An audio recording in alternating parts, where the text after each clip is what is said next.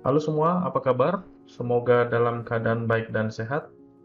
Pada sesi kali ini kita akan membicarakan topik baru mengenai pengembangan solusi yang modular atau modular solution. Kita mulai dari tujuan sesi kali ini. Setelah menyelesaikan sesi ini, Anda diharapkan mampu untuk menjabarkan pentingnya mengembangkan solusi yang modular. Dan yang kedua, Anda diharapkan tentu saja untuk mampu mengembangkan solusi yang modular.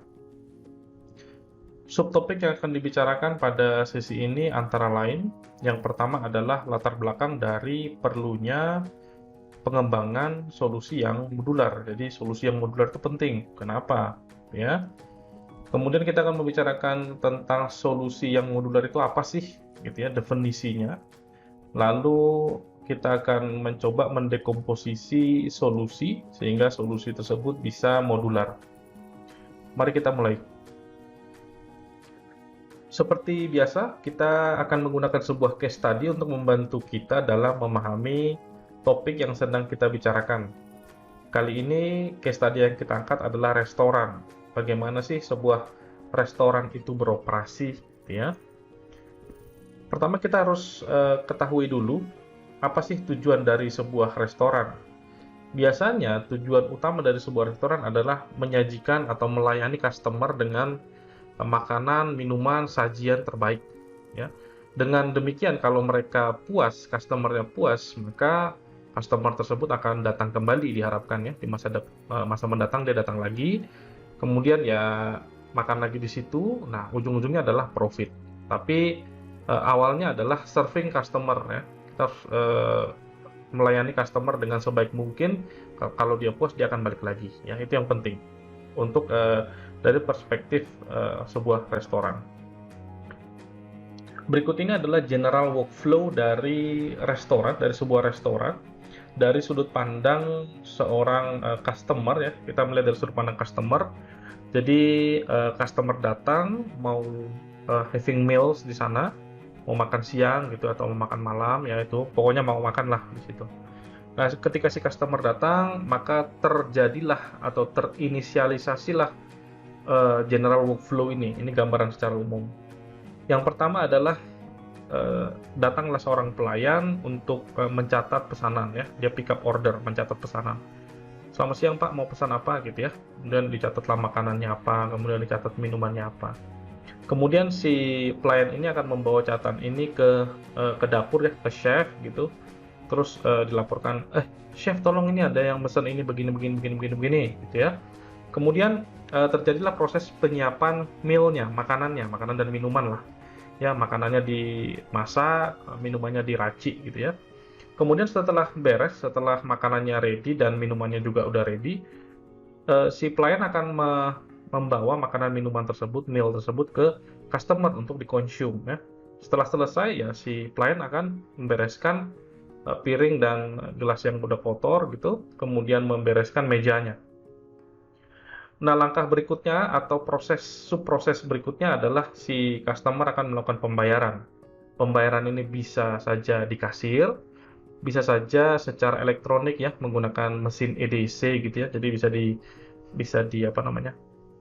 Digesek atau bisa di tap gitu tergantung mekanismenya yang ditentukan seperti apa. Tapi anyway, prosesnya secara umum seperti ini. Jadi ketika customer datang, tertriggerlah sebuah solusi. Solusinya adalah mulai dari melakukan pick up order sampai melakukan pembayaran. Ketika pembayaran sudah selesai, maka sebenarnya problemnya sudah solve. Problemnya apa sih? Problemnya adalah customer datang mau having meal di sana ya. Meal ini bisa makan siang, makan malam, makan pagi, ya terserah. Itu nggak terlalu penting di sini. Tapi intinya adalah ada customer yang di situ dipandang sebagai sebuah problem, tapi problem di sini adalah problem yang positif yang harus dilayani, di-serve ya semaksimal mungkin dengan the best meal ya, menjadi makanan atau sajian yang terbaik. Nah, jadi di sini kita mau lihat bahwa dalam satu solusi, ini kan satu solusi nih, satu rangkaian solusi, itu ada sub-sub solusi atau sub-rutin ya. atau subproses ya. Subproses pertama adalah pickup order. Ya di sana kita ada proses bagaimana sih caranya pickup order, itu ada aturannya. Ya, caranya nulisnya kayak gini, cara bertanyanya seperti ini dan lain sebagainya. Jadi itu ada.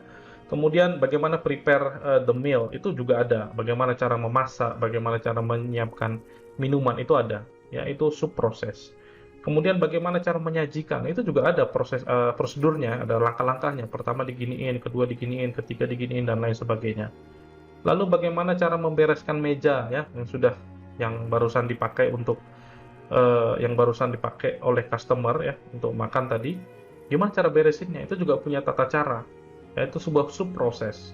Kemudian bagaimana cara melakukan pembayaran? Itu juga sebuah subproses. Jadi di sini kita diminta untuk melihat sub-subproses dari solusi yang besar yang kita miliki. Ini kan solusinya besar ya, kompleks di sini.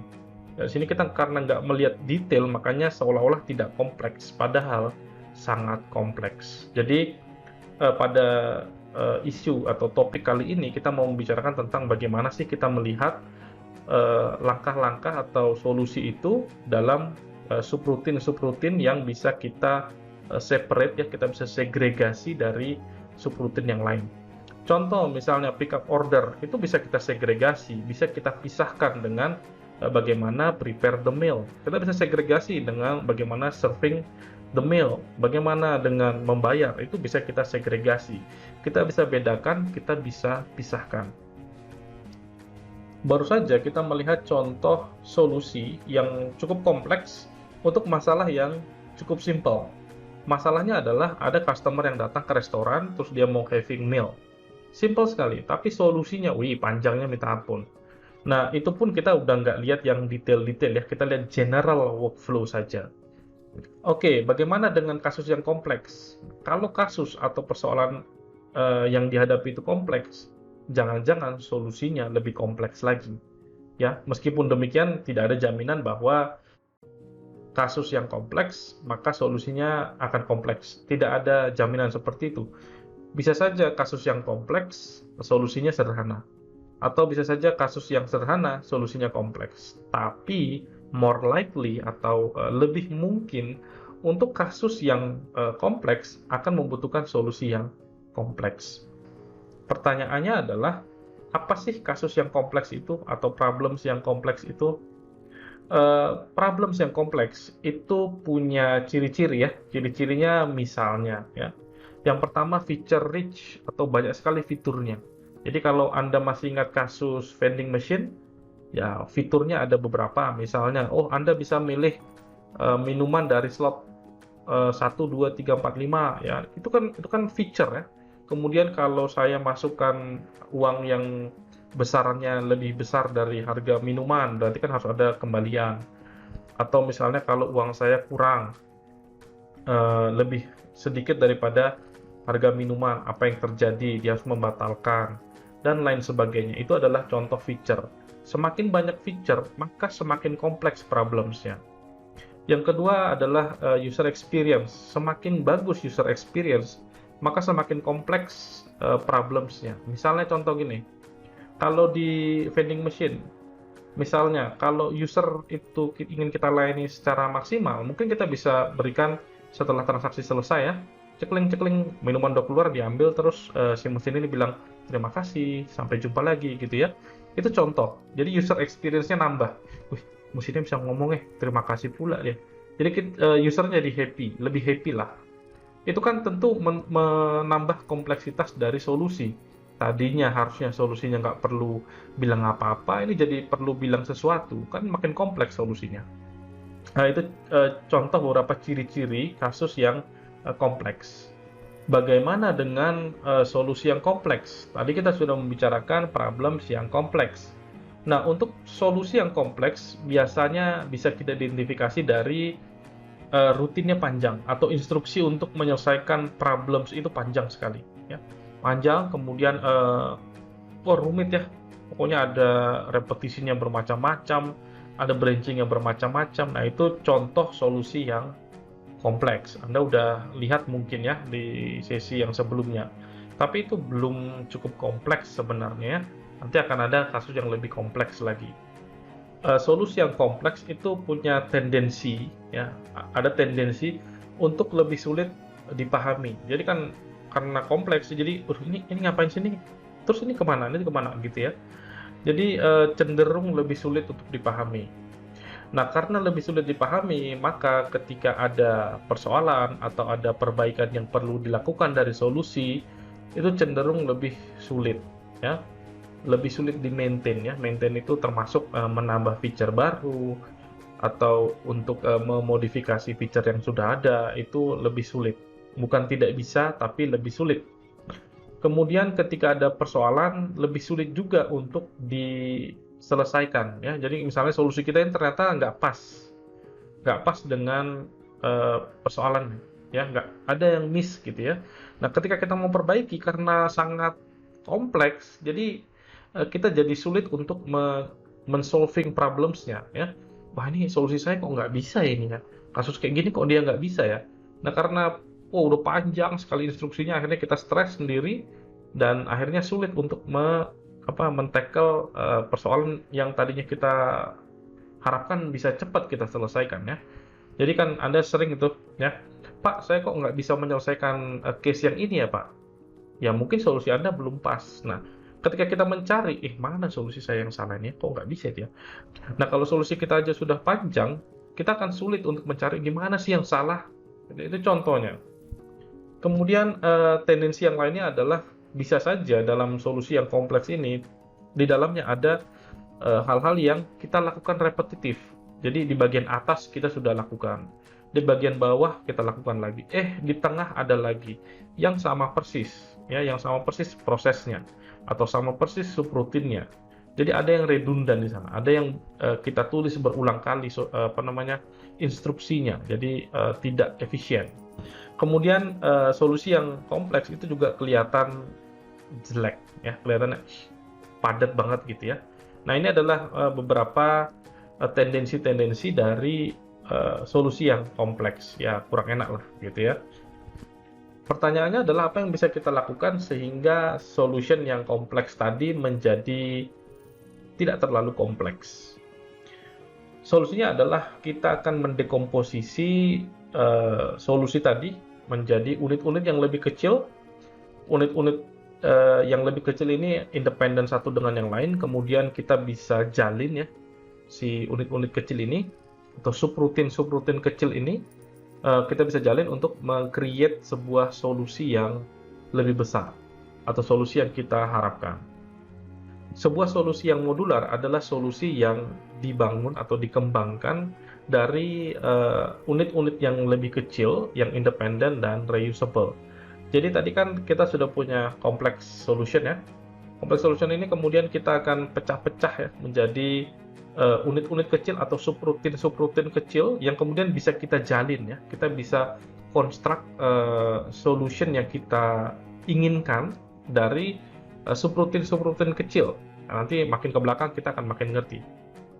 Nah, ada beberapa bentuk dari unit-unit kecil ini ya. Kita bisa tulis dalam bentuk function, kita bisa tulis dalam bentuk classes, kita bisa tulis dalam bentuk modules, atau bisa juga dalam bentuk library. Nah, kalau function ini cuma satu fungsi saja, kemudian kalau classes ini adalah gabungan atau kumpulan fungsi di dalamnya, ada. Sebenarnya nggak cuma fungsi, di dalamnya ada juga data, tapi kita akan bicarakan di lain kesempatan. Kemudian ada modules. Modules ini adalah kumpulan dari classes yang sudah menyediakan feature yang lebih tinggi lagi levelnya. Nah, kita akan bicarakan di lain kesempatan juga. Lalu yang terakhir adalah library. Nah, library ini tendensinya adalah untuk di-share, ya, untuk digunakan di project lain atau digunakan untuk solusi lain gitu ya. Itu kalau library. Di mata kuliah ini kita akan menggunakan fungsi, ya. Kita tidak menggunakan classes, kita tidak menggunakan modules, kita tidak menggunakan library, kita hanya menggunakan function. Nah, makin ke belakang Anda akan makin mengerti seperti apa sih sebenarnya modular solution ini dan bentuknya dalam bentuk function. Kita akan membicarakan tentang bagaimana cara mendekomposisi solusi. Di sini konteksnya solusi yang kompleks tentu saja ya. Kalau solusinya udah simple ya ngapain didekomposisi lagi. Jadi karena kompleks maka kita akan coba dekomposisi. Nah, solusi yang kompleks ini ada beberapa ciri-ciri. Yang pertama adalah apakah solusinya panjang. Kalau solusinya panjang, kita perlu melihat apakah ada bagian-bagian yang bisa kita kelompokkan ya menjadi sebuah subrutin. Kita beri nama, kita beri label ya. Ini subrutin A, ini subrutin B, ini subrutin C gitu ya. Kemudian yang kedua adalah kita lihat apakah ada pattern dari repetitif rutin. Misalnya ada serangkaian instruksi yang kita lakukan di awal, lalu sekumpulan instruksi tersebut kita lakukan juga di tengah, lalu sekumpulan instruksi yang tadi juga terjadi di akhir. Nah, itu contoh repetitif rutin ya, rutin yang sama, cuma dilakukan beberapa kali. Itu contoh kandidat yang cocok untuk kita dekomposisi, yang kita bisa keluarkan dari subrutin, yang bisa kita keluarkan dari rutin yang besar ini, atau bisa kita keluarkan dari solusi yang kompleks ini ya. Jadi kita bisa strip out, kemudian kita akan definisikan menjadi unit yang terpisah. Nanti semakin ke belakang akan semakin clear. Jadi wait ya. Nah, tadi kita sudah sempat membicarakan bahwa sebuah solusi yang modular itu adalah solusi yang kita pecah-pecah menjadi unit-unit yang smaller, yang kecil ya. Unit-unit yang kecil. Nah, unit-unit yang kecil ini harus yang pertama punya uh, responsibility atau tanggung jawab yang spesifik dan clear ya, yang jelas ya. Yang kedua, dia punya ya unique name atau unique identifier sehingga tidak ambigu, dan reusable. Reusable artinya bisa dipakai berulang kali ya. Jadi bisa kita pakai di awal, kita bisa pakai di tengah, kita bisa pakai di akhir.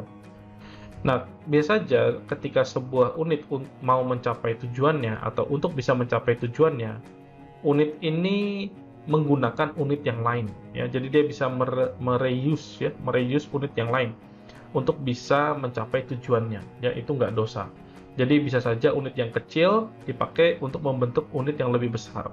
Lalu unit yang lebih besar kita bisa pakai lagi untuk membuat unit yang lebih besar lagi. Akhirnya ujung-ujungnya jadi solusi gitu ya.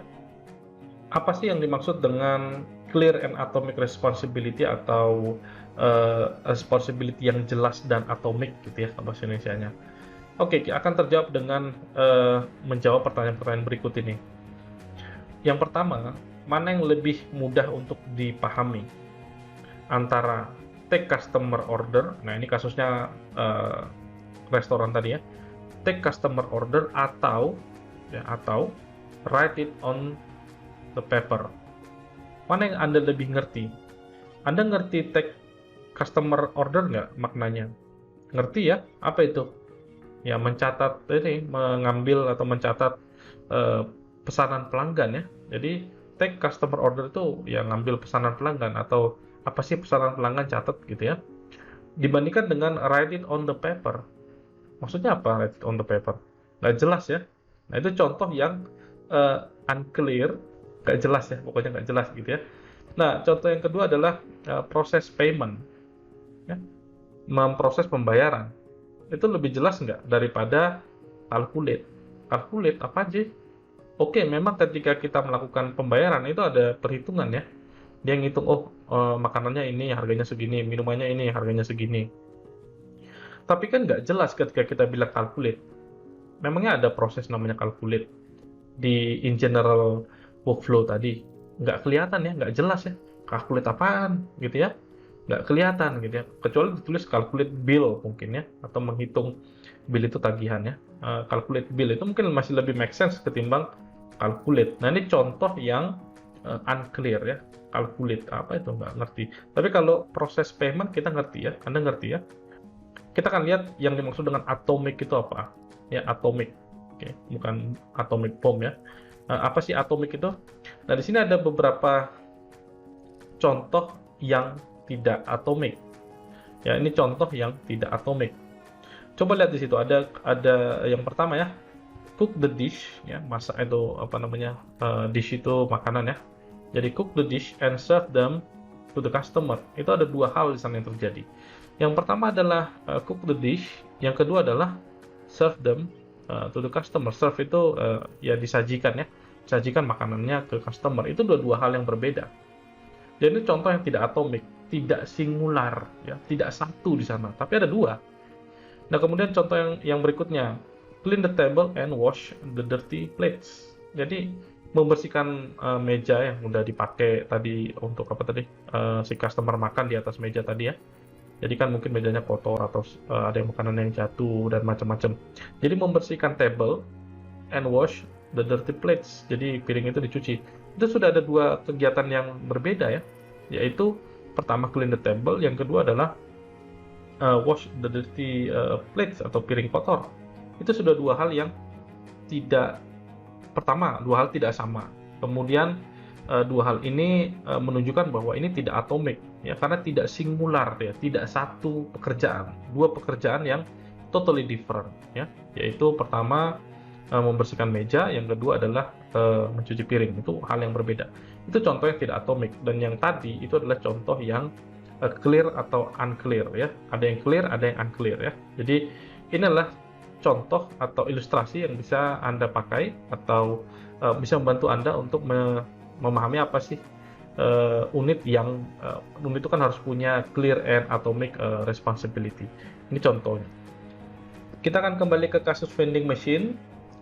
Di sini saya ingatkan lagi bahwa vending machine itu bekerja 24/7. Dia tidak shutdown selama masih ada barang dagangan ya. Kalau masih ada barang dagangan dia harus tetap bekerja. Kemudian dia bekerja secara otomatis, artinya tidak perlu bantuan manusia. Di sini konteksnya pedagangnya ya. Jadi cukup si customer itu berinteraksi dengan mesin ini saja sudah cukup. Nah, tugas Anda adalah coba Anda decompose solusi yang pernah kita diskusikan. Coba Anda lihat ada nggak sub-sub rutinnya. Oh, ini bagian ini tuh ngapain kira-kira, Anda beri nama. Oh, bagian ini namanya ngapain, Anda beri nama. Oh, bagian ini ngapain, Anda beri nama. Ingat bahwa ketika Anda memberi nama si subrutin dan ketika Anda membagi solusi tersebut menjadi part-part yang lebih kecil, perhatikan Anda harus make sure ya, part-part kecil, unit-unit kecil itu adalah part yang punya single responsibility ya, atomic. Kemudian clear ya, jelas dia apa yang dia lakukan gitu ya, nggak aneh-aneh, kita nggak bingung ya. Kemudian beri nama yang make sense ya, yang mencerminkan subrutinnya ya. Itu tugas Anda. Jadi Anda akan bekerja bersama dengan pair Anda, lalu Anda akan mempresentasikan subrutin yang Anda usulkan. Oh, menurut saya Pak, dari solusi kita ini bisa jadi subrutin namanya ini bisa jadi subrutin namanya ini bisa jadi subrutin namanya ini. Nah, subrutin yang pertama ini tugasnya adalah bla bla bla bla bla dan lain sebagainya. Jadi saya akan minta dua grup untuk melakukan presentasi dari usulan subrutinnya. Saya juga menyarankan bagi Anda untuk coba Anda discuss dengan kakak atau abang kelas Anda untuk lebih memahami lagi tentang apa sih sebenarnya modular solution itu, atau solusi yang modular itu seperti apa sih. Nah, dengan demikian Anda bisa lebih baik ketika mendekompos kasus vending machine kita. Saya kira itu cukup untuk kali ini. Kita akan ketemu lagi setelah Anda melakukan diskusi dengan pair Anda. Oke ya, sip. Ciao, kita lanjut nanti.